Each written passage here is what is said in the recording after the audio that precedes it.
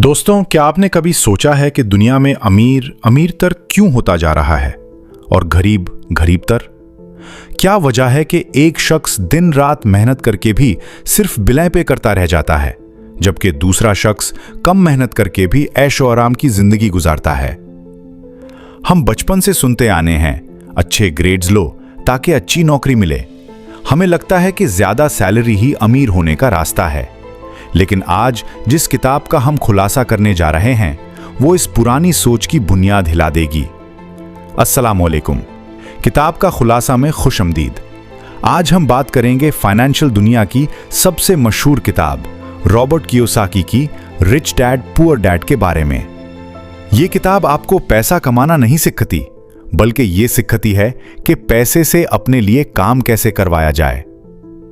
Robert Kiyosaki कहते हैं कि उनके दो बाप थे।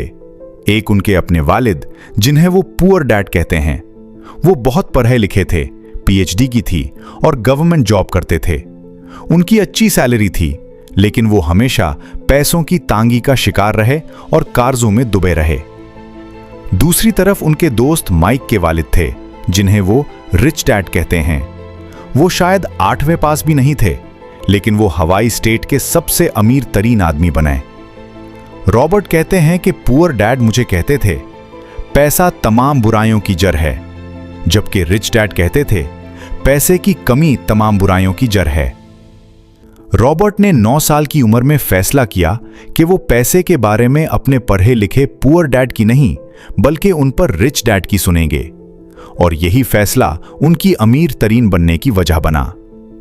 आज हम वही 6 सबक सीखेंगे जो रिच डैड ने रॉबर्ट को सिखाए। सबसे पहला और 12 सबक। अमीर लोग पैसे के लिए काम नहीं करते। ये सुनने में अजीब लगता है ना? हम सब तो पैसे के लिए ही जॉब करते हैं। रॉबर्ट कहते हैं कि मिडिल क्लास और गरीब लोग एक ट्रैप में फंसे हुए हैं, जिसे वो रैट रेस, चूहा दौड़ कहते हैं। ये रैट रेस क्या है? सुबह उठो, काम पर जाओ, बिल पे करो। फिर सुबह उठो, काम पर जाओ, बिल पे करो। लोगों की जिंदगी 2 जज्बात चला रही हैं, खौफ और लालच। पहले खौफ होता है, अगर मैं नौकरी पर नहीं गया तो बिल कैसे पे करूंगा? लोग क्या कहेंगे? ये खौफ उन्हें सुबह उठाकर ऑफिस भेजता है। जब सैलरी मिलती है तो लालच आजता है, अब मैं नया मोबाइल ले सकता हूं, अच्छी गाड़ी ले सकता हूं। लोग सोचते हैं कि अगर मेरी सैलरी बढ़ जाएगी तो मसला हल हो जाएगा, लेकिन ऐसा नहीं होता। सैलरी बढ़ती है तो खर्चे भी बढ़ जाते हैं। 12 गाड़ी, 12 घर, 12 बिल, और वो रैट रेस में और तेजी से दौड़ने लगते हैं। रिच डैड कहते हैं, नौकरी एक शॉर्ट टर्म सॉल्यूशन है, एक लॉन्ग टर्म प्रॉब्लम का। अमीर लोग इस खौफ और लालच के जाल में नहीं फंसते। वो पैसे के लिए काम नहीं करते, पैसा उनके लिए काम करता है। लेकिन कैसे? इसका जवाब अगले सबक में है। दोस्तों, अगर आप इस पूरी वीडियो में से सिर्फ एक बात याद रखना चाहते हैं तो वो ये है, ये इस किताब का निचोड़ है। रिच डैड कहते हैं, अगर आप अमीर बनना चाहते हैं तो आपको एसेट्स, आसासे, और लायबिलिटीज, जिम्मेदारियां का फर्क समझना होगा और सिर्फ एसेट्स खरीदने होंगे। अब आप कहेंगे, ये तो अकाउंटिंग की बोरिंग बातें हैं, हमें पता है एसेट क्या होता है, हमारा घर एसेट है, हमारी गाड़ी एसेट है। गलत। यही वो गलती है जो 90% लोग करते हैं। कियोसाकी ने एसेट और लायबिलिटी की डेफिनेशन को बहुत आसान कर दिया है। भूल जाएं जो स्कूल में पढ़ा था। एसेट, आसासा, वो चीज है जो आपकी जाब में पैसा डालती है। लायबिलिटी, जिम्मेदारी, वो चीज है जो आपकी जाब से पैसा निकलती है। आइए मिसाल से समझते हैं। अगर आप एक महंगी गाड़ी लोन पर लेते हैं तो क्या ये एसेट है? नहीं, ये आपकी जाब से हर महीने पेट्रोल, इंश्योरेंस और लोन की किस्त निकल रही है। ये लायबिलिटी है। अगर आप एक घर खरीदकर उसमें खुद रहते हैं, जिसका आप मॉर्गेज और लोन पे कर रहे हैं, तो कियोसाकी के मुताबिक ये भी एसेट नहीं है, ये लायबिलिटी है, क्योंकि ये पैसा निकाल रहा है। तो फिर एसेट क्या है? अगर आप एक घर खरीदते हैं और उसे किराए पर दे देते हैं और उसका किराया इतना है कि लोन की किस्त और मेंटेनेंस निकलने के बाद भी आपकी जाब में हर महीने कुछ पैसे बच जाते हैं, तो अब ये घर एक एसेट है।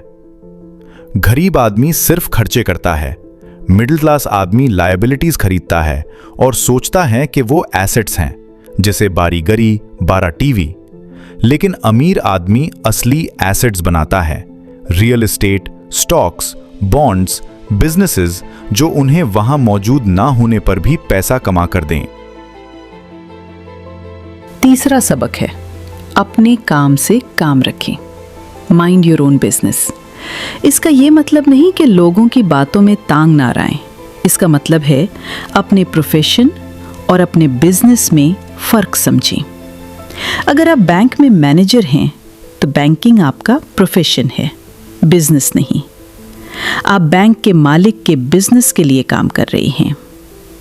रॉबर्ट कियोसाकी कहते हैं, जिंदगी भर दूसरों के बिजनेस को अमीर बनाने में मत गुजार दें। अपने दिन की नौकरी करें, लेकिन साथ ही साथ अपना एसेट कॉलम बनाना शुरू करें। अपना बिजनेस शुरू करने का मतलब ये नहीं कि कल ही रिजाइन कर दें। इसका मतलब है ऐसे एसेट्स जमा करना शुरू करें जो आपकी नौकरी के बगैर भी चल सकें।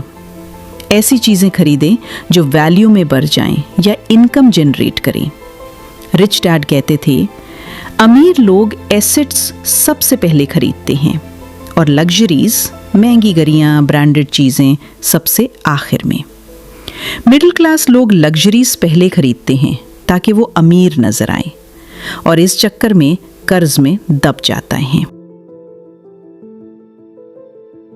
दोस्तों, क्या आपको पता है कि दुनिया में सबसे ज्यादा टैक्स कौन देता है? गरीब? नहीं। अमीर? बिल्कुल नहीं। सबसे ज्यादा टैक्स मिडिल क्लास देती है। रिच डैड का छोटा 12 सबक यह था कि कॉर्पोरेशंस की ताकत को समझो। एक आम आदमी पहले कमाता है, फिर टैक्स देता है और जो बचता है उसे खर्च करता है। लेकिन एक अमीर आदमी पहले कमाता है, फिर अपनी कॉर्पोरेशन के जरिए खर्च करता है। गाड़ी, ट्रैवल, खाना सब बिजनेस एक्सपेंस में डालता है और आखिर में जो थोड़ा सा बचता है उस पर टैक्स देता है। ये इलीगल नहीं है, ये फाइनेंशियल लिटरेसी है। अमीर लोग कानून का इस्तेमाल जानते हैं। और आखिरी सबक जो बहुत जरूरी है, सीखने के लिए काम करें, पैसे के लिए नहीं। Work to learn, don't work for money. अगर आप अभी जवान हैं तो ऐसी नौकरी मत ढूंढें जहां सैलरी सबसे ज्यादा हो। ऐसी नौकरी ढूंढें जहां आपको सबसे ज्यादा सीखने को मिले, खास तौर पर सेल्स, मार्केटिंग और कम्युनिकेशन स्किल्स। पुअर डैड चाहते थे कि रॉबर्ट एक चीज में स्पेशलिस्ट बन जाए। रिच डैड कहते थे कि हर चीज का थोड़ा थोड़ा पता होना चाहिए। अगर आपको बेचना नहीं आता तो आप कभी बड़े बिजनेसमैन नहीं बन सकते। तो दोस्तों, रिच डैड पुअर डैड का निचोड़ ये है कि अमीर बनना हाथ की लकीरों या किस्मत का खेल नहीं है। ये एक माइंड सेट है।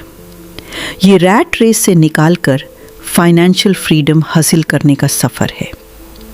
और ये सफ़र शुरू होता है इस एक सवाल से जो आप हर खरीदारी से पहले खुद से पूछते हैं, क्या ये चीज़ मेरी जाइब में पैसा डाल रही है या निकाल रही है? आपके पास चॉइस है। आप सारी जिंदगी पुअर डैड की तरह पैसे के लिए काम कर सकते हैं, महंगाई का रोना रो सकते हैं और गवर्नमेंट को इल्ज़ाम दे सकते हैं, या फिर आप रिच डैड की तरह फाइनेंशियल एजुकेशन हासिल कर सकते हैं, रिस्क ले सकते हैं और एसेट्स बनाकर पैसे को अपना गुलाम बना सकते हैं। आप इन दोनों में से किस रास्ते का इंतखाब करेंगे? कमेंट्स में ज़रूर बताएं। अगर आपको इस वीडियो ने सोचने पर मजबूर किया है तो लाइक का बटन दबाएं और किताब का खुलासा को सब्सक्राइब करें, क्योंकि हम लाते रहेंगे दुनिया की बेहतरीन किताबों का निचोड़ सिर्फ आपके लिए। अपना ख्याल रखिएगा। अल्लाह हाफिज़।